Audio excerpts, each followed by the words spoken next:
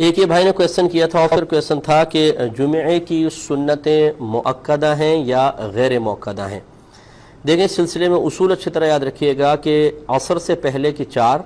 اور عشاء سے پہلے کی 4 سنتیں یہ غیر مؤکدہ ہوتی ہیں، باقی سب جتنی بھی سنتیں ہیں ساری کی ساری مؤکدہ ہیں، جیسے فجر سے پہلے کی 2، ظہر سے پہلے کی 4، پھر ظہر کے بعد 2، پھر مغرب کے بعد 2، پھر عشاء کے بعد 2۔ اس کے علاوہ جمعے کی تمام سنتیں مؤکدہ ہیں،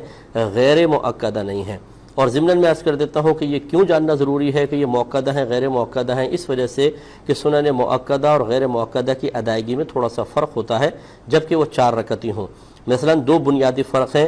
سنت غیر مؤکدہ میں پہلی اور تیسری میں ثنا پڑھی جاتی ہے، جبکہ مؤکدہ میں صرف پہلی میں پڑھیں گے، تیسری میں نہیں۔ اور غیر مؤکدہ میں 2 کے بعد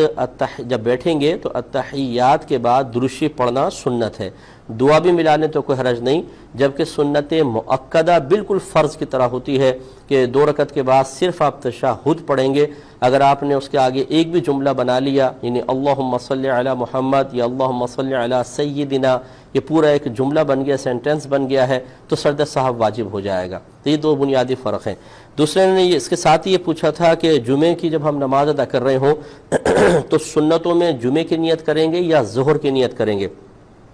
دیکھیں یہ بھی ایک عوامی غلطی ہے کہ جب آپ جمعہ پڑھ رہے ہوتے ہیں تو سارے رکعتیں جمعے کی ہیں، اب ظہر کا یہاں کوئی تعلق نہیں ہے،